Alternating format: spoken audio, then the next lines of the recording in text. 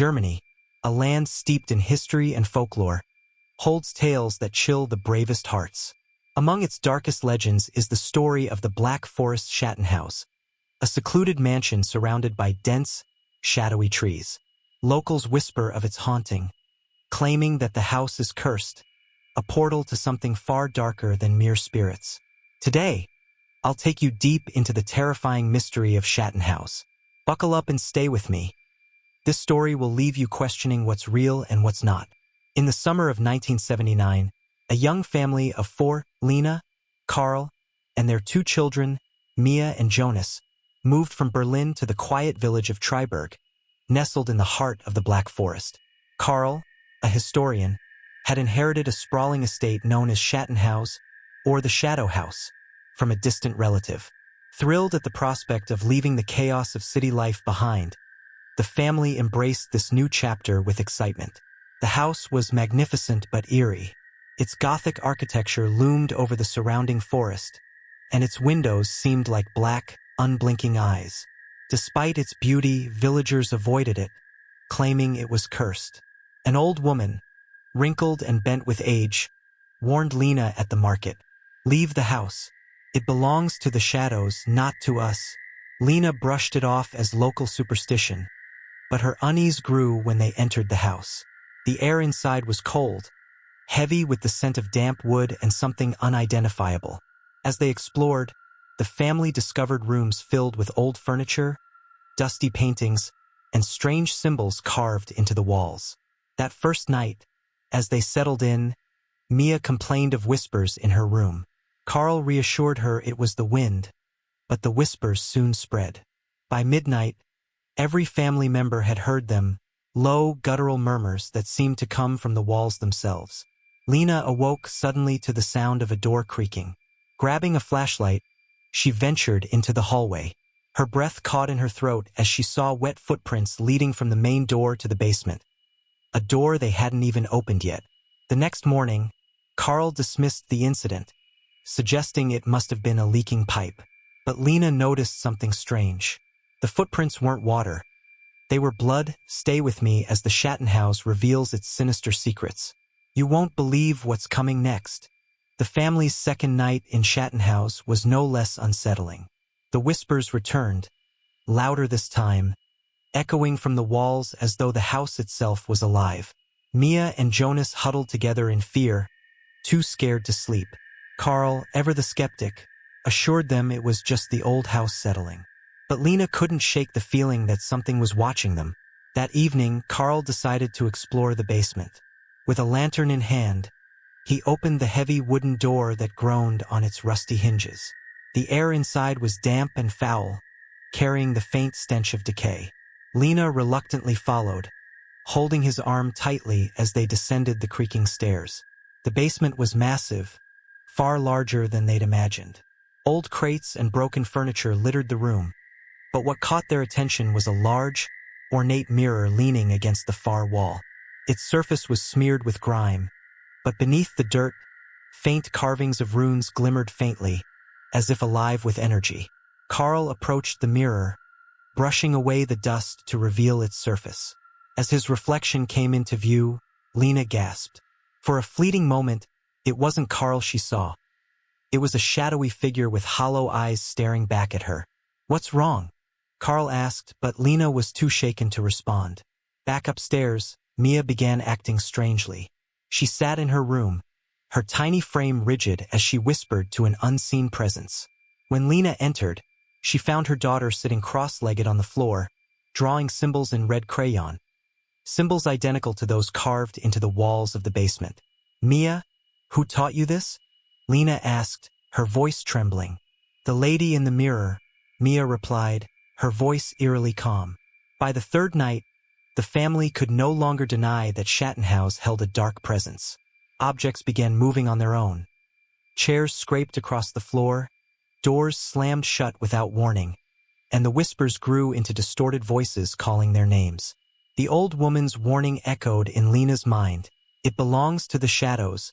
Determined to uncover the truth, Karl spent the next day researching the estate. In the town's small library, he found fragments of its history.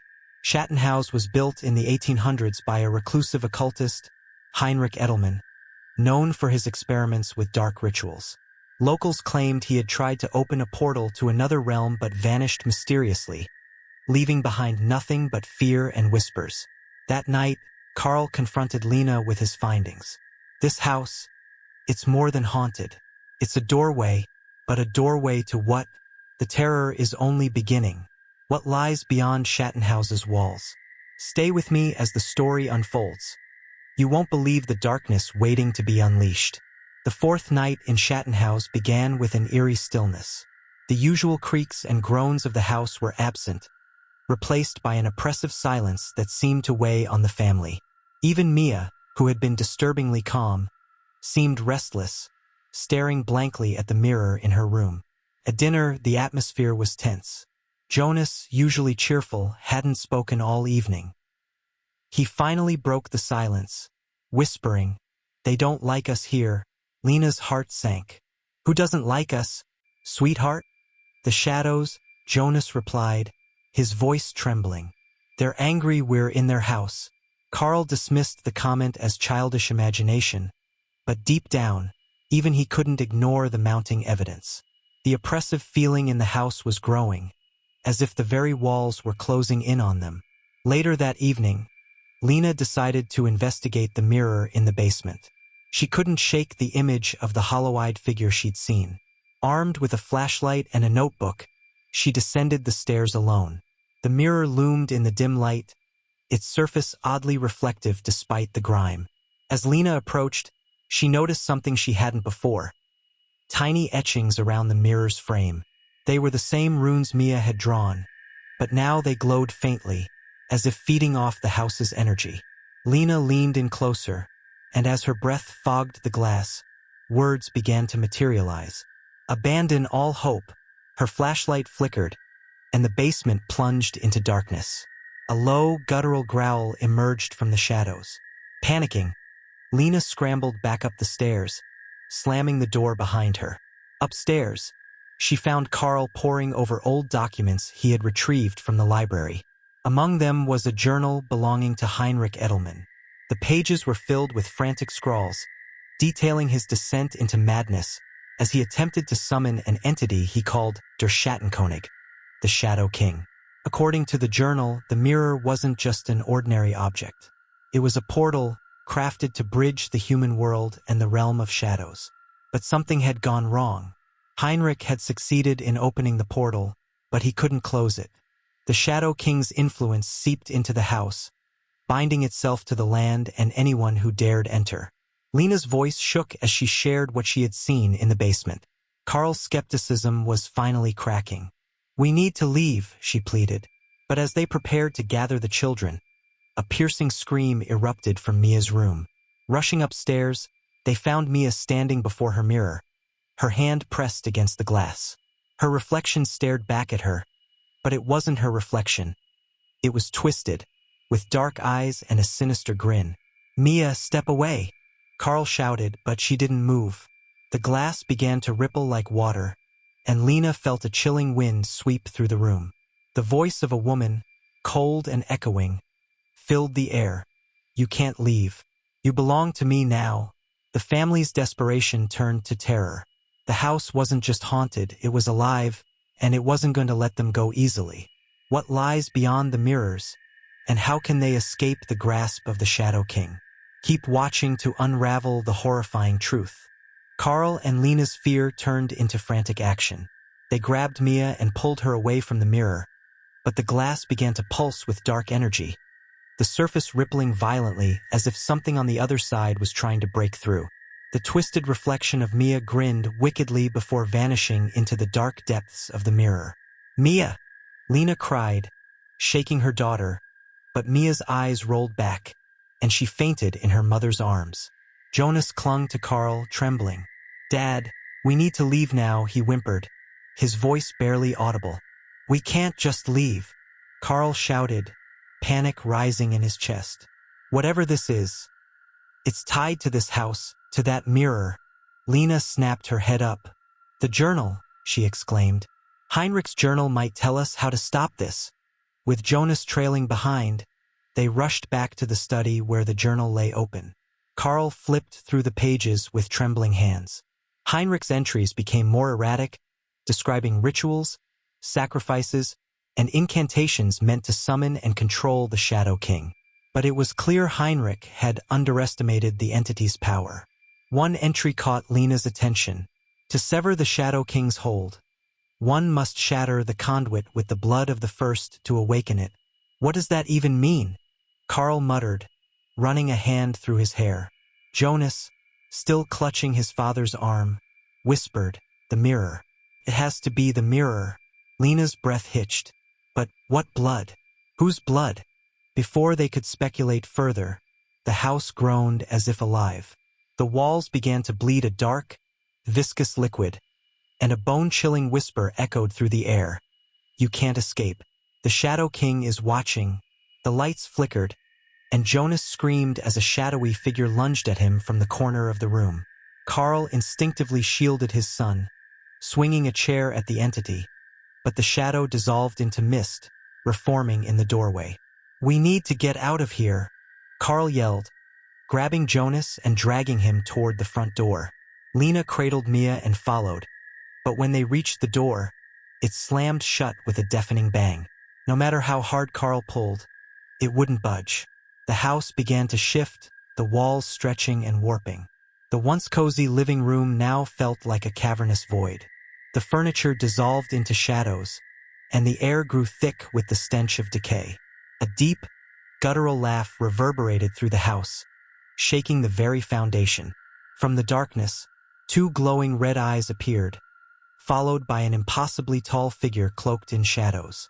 Its voice was a chorus of whispers and screams. "You are mine." Mia stirred in Lena's arms, her eyes fluttering open.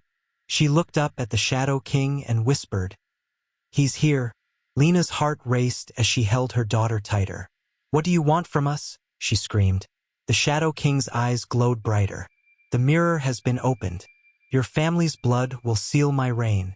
In a desperate attempt to protect her children, Lena cried out, "We'll fight you." But the Shadow King simply laughed, and the room began to collapse into darkness. Can the family uncover the truth behind the Shadow King's hold and escape the nightmare? Or will they succumb to his sinister power? The final battle is drawing near. The house had become a labyrinth of shadows, its walls twisting and pulsing as if alive. Lena, Carl, and their children stood together in the only remaining illuminated space. A faint circle of light cast from the mirror. The Shadow King loomed beyond, his presence suffocating. Carl clutched Heinrich's journal, his mind racing. "The mirror is the conduit. We have to destroy it." But he paused, rereading the cryptic line, "The blood of the first to awaken it." Lena stared at the mirror, realization dawning. "It's me," she whispered. "What?" Carl asked, his voice shaking.